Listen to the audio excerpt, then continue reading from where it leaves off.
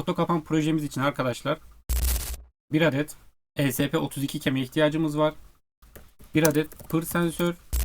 Aslında bu iki parçayla oluşturabiliyoruz ama bunların haricinde güç modülü için TP4056 şarj modülüne ihtiyacımız var. Siz buradan istediğiniz herhangi bir modeli seçebilirsiniz. Ben daha çok Type-C olanı seçiyorum. Sisteme güç sağlamak için 18650 şarjlı pile ihtiyacımız var. İstediğiniz amper değerine sahip bir pil seçebilirsiniz siz buradan.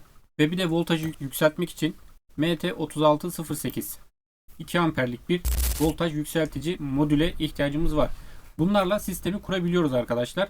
Şimdi hadi gelin foto kapanın çalışma prensibinden biraz bahsedeyim. Foto kapanımızın çok basit bir yapısı var arkadaşlar. Bir önceki paylaşımlarımda bunun içerisindeydi. Ancak bunda bazı beğenmediğim noktalar vardı bu kutuda. Tabii ki en başta burası foto kapan yazmışım yanlışlıkla. Bunu düzelttik. İnternette şöyle bir tasarım buldum. Buna da kendimden bir şeyler daha ekledim. Ve en son bu halini aldım. Tabii burada yazımızı da düzelttik. Kısaca bir çalışmasından bahsedeyim. Sonra içini açacağız. Burada bir hareket sensörümüz var. Bu hareket sensörü hareket algıladığı anda ESP32 kemimize bir sinyal gönderiyor. Bunun karşılığında ESP32 kem şuradaki bakın flaşı yakıyor. Bu yakma esnasında resim çekiyor. Fotoğraf çekiyor. Fotoğrafı çektikten sonra da şuradaki SD kartımıza bu fotoğrafı kaydediyor. Daha sonra da fazla enerji tüketmemesi açısından uyku moduna geçiyor. Tekrar bir hareket algılandığında bu senaryo tekrar böyle çalışıyor. Sistem bunun üzerine kurulu. Burada da bir Type-C girişimiz var. Buradan da foto kapanımızı şarj ediyoruz.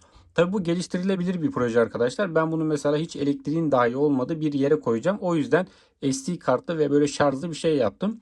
Ancak sizin takacağınız yerde elektrik vardır, internet vardır. Siz çektiğiniz fotoğrafı hem SD karta kaydedebilir veya aynı zamanda mailinize, WhatsApp'ınıza veya Telegram'ınıza atabilirsiniz veya bir bulut sistemine yükleyebilirsiniz. Burada çektiğiniz fotoğrafı. Bu tamamen size kalmış. Mesela buradaki flash eğer bir gizlilik söz konusuysa bu foto kapanının yeri belli olmaması gerekiyorsa buradaki flash'ı yazılımsal olarak iptal edebilirsiniz. Şimdi bunu bir içine açayım. Merak edenler de vardır. Gerçi içinde çok karmaşık bir yapı yok ama hem içini açacağım hem de birkaç bir şeyden bahsedeceğim arkadaşlar. Önemli birkaç nokta var. Evet, içi bu şekilde. Burada bir 18650 800 miliamperlik bir pilimiz var. Şurada bir voltaj yükseltici modül var. Şurada arkadaşlar görünmüyor tam belki ama TP4056'mız var. Burada hareket sensörümüz. Burada da ESP32 kemimiz var. Pilden gelen 3.7 volt voltaj yükseltici sayesinde 5 volta yükseltiliyor ve buradan ESP32 kemimize ve hareket sensörümüze dağılıyor. Şu an buna bir anahtar koymadım arkadaşlar. Aç kapa anahtarı koymadım. Eğer isterseniz siz koyabilirsiniz. Burada dikkat etmeniz gereken bir husus var. Bakın bu modül aslında bir enerji altında olduğu halde çalışmıyor. Bakın hareket algıladığı halde flaşı yakmıyor. Bunun şarjı bitmişti. Ben tekrar şarja taktım, doldurdum ama çalışmıyor. Şimdi şöyle bir durum var arkadaşlar. Bu ESP32 kem uyku moduna geçtiğinde uyandırmak için bazı pinlerimiz var bizim. Ama bu pinlerin hepsi buradaki SD kart modülü tarafından kullanılıyor. Yani biz ESP32 kemi uyandıramıyoruz. Ne yaptık? Biz SD kart modülünü bir bit bandında çalıştırarak birkaç tane pini kullanılabilir hale getirdik. Ancak burada da şöyle bir sorun ortaya çıkıyor.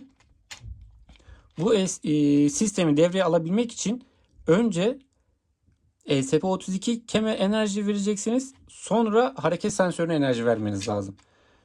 Yani bu şekilde çalışıyor sistem. Mesela ben şuradaki jumper'ımı çıkardım. Bakın sonra da buradaki jumper'ı çıkardım.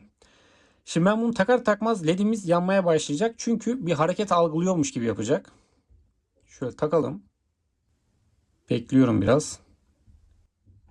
Niye yanmadı? Tabii yanmadı. Çünkü burada SD kartımız takılı değil arkadaşlar. SD kart takılı olmadığı için çalışmadı. Bunu takalım.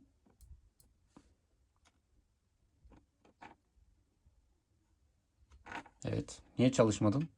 Yoksa şarj olmadı mı? Ben kısa bir süre şarjda bıraktım ama bir 10-15 dakika Hemen voltajını ölçelim.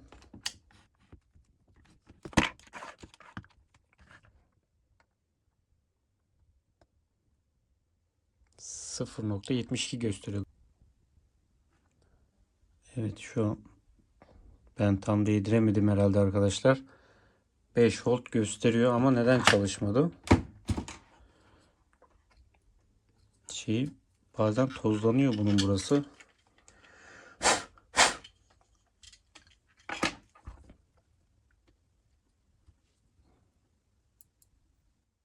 Evet, şimdi çalıştı arkadaşlar. Bakın, önce ESP kartımıza enerji verdik. Şu an sürekli hareket algılıyormuş gibi yapıyor ve fotoğraf çekiyor. Şimdi hareket sensörümüzün girişini yaptık. Evet. Şimdi hareket ettiriyorum.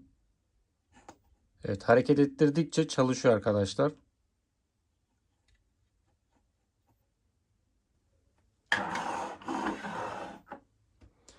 Flash'tan anlayabiliyorsunuz çalıştığını. Şöyle kendimizi de çekelim. Bu arada hareketle fotoğraf çekme arasında bir gecikme var. Bu yazılımsal olarak biraz daha düşürülebilir arkadaşlar. Ben yaklaşık 1-1,5 saniye bir gecikme eklemiştim. Biraz da bu sistemin enerji tüketiminden bahsedeyim arkadaşlar.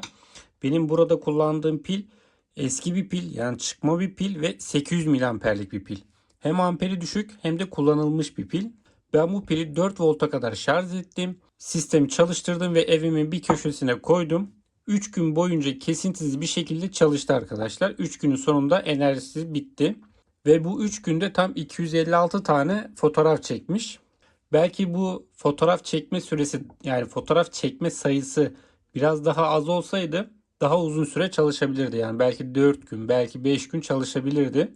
Çünkü her fotoğraf çekme işleminde ESP Cam uyanıyor, flaşı yakıyor, fotoğraf çekiyor, çektiği fotoğrafı SD karta kaydediyor ve tekrar uyku moduna geçiyor. Yani bir enerji harcıyor her fotoğrafta. O yüzden böyle daha az fotoğraf çekilmiş olsa, daha az hareket olsa daha da uzun süre çalışabilir. Bu 800 miliamper bir pille.